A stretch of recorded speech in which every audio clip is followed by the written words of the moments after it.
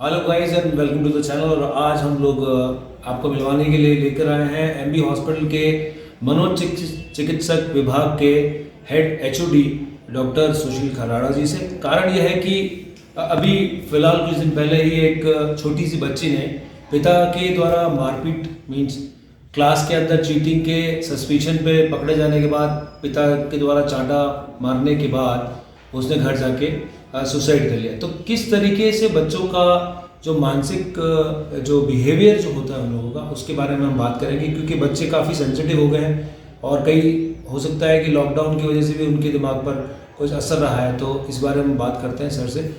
Sir बहुत welcome है आपका चैनल पे। सबसे पहले सर हम जानना चाहेंगे कि अभी हाल ही में एक इंसिडेंस हुआ है जहाँ एक छोटी सी बच्ची ने 8th स्टैंडर्ड की बच्ची थी, उसके पिता ने उसको एक थप्पड़ लगा दिया तो घर जाके उसने सुसाइड कर लिया। तो क्या आपको क्या लगता है सर कि क्या वजह होती है देखो, वो बच्ची 13 साल की थी जी, तो वो किशोरावस्था में थी। न तो उसको बच्ची कह सकते हो न वयस्क कह सकते हो। तो किशोरावस्था की अपनी समस्याएं होती है, क्योंकि उनका शारीरिक विकास होता है, मानसिक विकास होता है और इमोशनल विकास होता है। तो ये जो अवस्था बीच की अवस्था होने से उनमें बहुत सारी मानसिक समस्याएं होती है। उनके विचार, वो अपने माँ बाप से फ्री होना चाहते हैं और अपना अलग से अपना एग्जिस्टेंस बताना चाहते हैं। तो कहने का मतलब किशोरावस्था में बच्चे जो हैं इमोशनल ज़्यादा होते हैं, अपने इमोशन को कंट्रोल नहीं कर पाते। अब ये चीज़ जो है उनके पेरेंट्स को, बहुत कम लोगों को पता होती है कि ये व्यवस्था में ये समस्याएं होती है।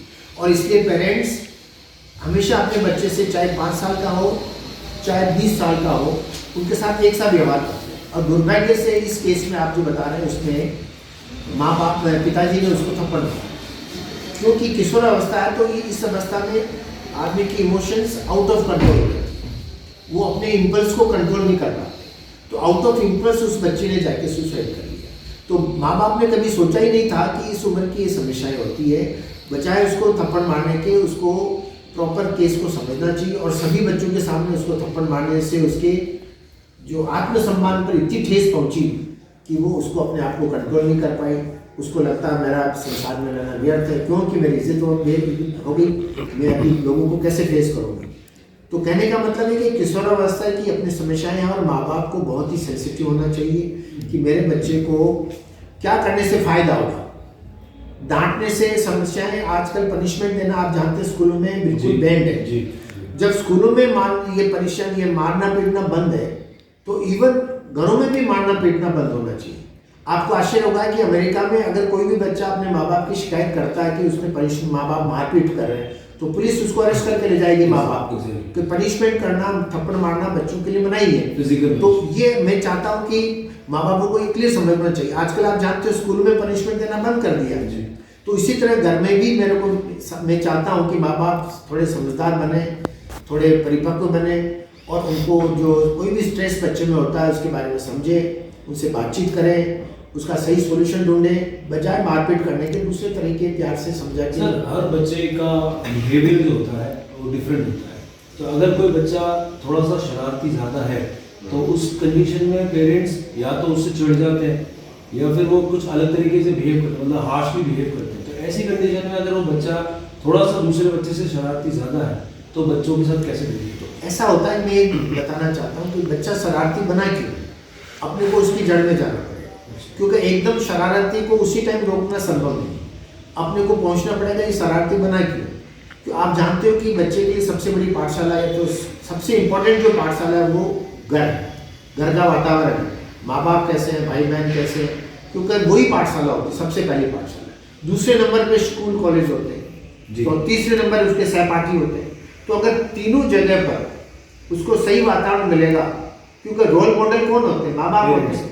तो वो पेरेंट्स हैं, भाई बहन, अपने दोस्त हैं, यही होते हैं। तो आप स्कूल में टीचर्स होते हैं, तो अगर इनसे अपने को सही बातें सीखने को मिलेगी, सही वातावरण मिलेगा, तो मैं सोचता हूँ कि बच्चे शरारती नहीं होंगे। कहीं कहीं इन तीनों में से, चारों जगहों में से उसको गलत चीज़ फीड मिली है, इसलिए उसका व्यवहार शरारती हो गया। तो अपने को चाहिए कि हर जगह उसको प्रॉपर एनवायरनमेंट मिले, टीचर्स उसको प्रेम से रखें, सहानुभूति से रखें, बच्चों को पढ़ाएं, डांट करके सजा नहीं दे, आपने देखा होगा स्कूलों में बच्चों को बाहर खड़ा कर देते हैं, 100 बच्चों ने एक बच्चे को खड़ा कर दिया तो उसकी जो आत्मसम्मान को बहुत ठेस पहुंचती।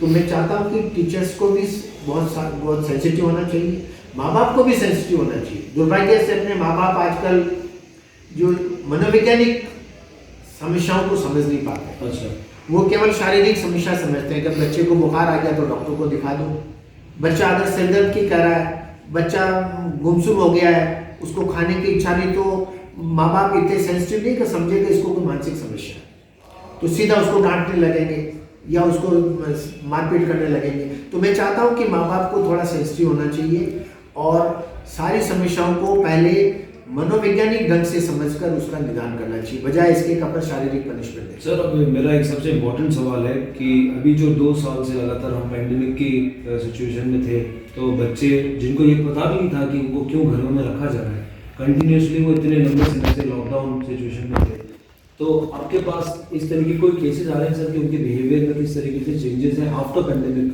ये हमने देखा है कि आप सही कह रहे हो कि लॉकडाउन के बाद या कोरोना में जो समस्याएं खड़ी हुई उनके बाद बच्चों को काफ़ी परेशानी हुई, क्योंकि बच्चों की आप जैसे जानते हो कि कोरोना के समय में माँ बाप परेशानी में थे, बहुत से लोगों के जॉब हट गए थे, बहुत से लोगों को घर पे बैठना पड़ा था, तो बहुत से व्यक्ति घर में अकेले नहीं बैठ सकते और वो जब अकेले बैठेंगे तो समस्याएं, मानसिक समस्याएं होगी तो बच्चों पे गुस्सा निकलेगा।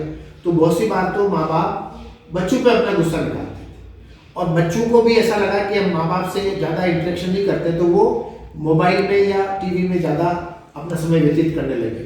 इसलिए बहुत से बच्चों को एडिक्शन डेवलप हो गया। बहुत से बच्चों को अपने दोस्तों से नहीं मिल पाने के कारण उसमें दूसरी समस्याएं पैदा हो गई, बहुत सारी इमोशनल समस्याएं पैदा हो गई। बहुत से बच्चे घबराने लग गए, हाथ पैर कांपने लग गए, नींद कम आने लग गई और वो अपना बहुत सारा समय फिजिकल एक्टिविटी में नहीं बिताकर एक जगह बैठे रहते थे। तो उससे मैंने कहने का मतलब कि बहुत सारी मनोवैज्ञानिक समस्याएं बच्चों में आई है और कुछ पेशेंट हमारे पास ड्रग एडिक्ट बनकर भी आए, जैसे कुछ लोग बच्चों में भी कुछ समस्याएं पैदा हुई और बहुत से लोग ये जो अपना कह सकते हैं कि अपन गेमिंग के डिसऑर्डर के आ गए, इंटरनेट एडिक्शन के आ गए, बहुत सारा समय उसी में बैठ के निकालते, लोगों से बातचीत नहीं करते। तो इस तरह की बहुत सारी समस्याएं दौरान भी कर रहे हैं। लेकिन माँ बाप का रोल था कि उनको कंपनसेट करना चाहिए, उनकी बच्चों की क्या कमी रहेगी, खुद उनसे सामाजिक रूप से ज़्यादा मेल मिलाप करके उनके साथ समय बिताकर, उनके साथ खेल कर उस चीज़ को कंपनसेट करना चाहिए जो उनको स्कूल से मिलती थी, अपने दोस्तों के साथ मिलती थी, तब उनका मानसिक विकास और अच्छा होता। Thank you sir. तो दोस्तों ये थे हमारे साथ डॉक्टर खराड़े और उन्होंने बहुत ही वैल्यूबल बातें हमें बताई हैं। हम सब जो पेरेंट्स अभी ये वीडियो देख रहे हैं, अपना अपना जो रिएक्शन है आप नीचे कमेंट बॉक्स में जाके लिखें और कोई भी सवाल है तो आप ज़रूर लिखें, मैं सर तक पहुंचाऊंगा और उसका सॉल्यूशन भी आप तक पहुंचाऊंगा। और अगर आपको ये वीडियो पसंद आया तो उसको लाइक कर लीजिए और शेयर कर दीजिए। Thank you.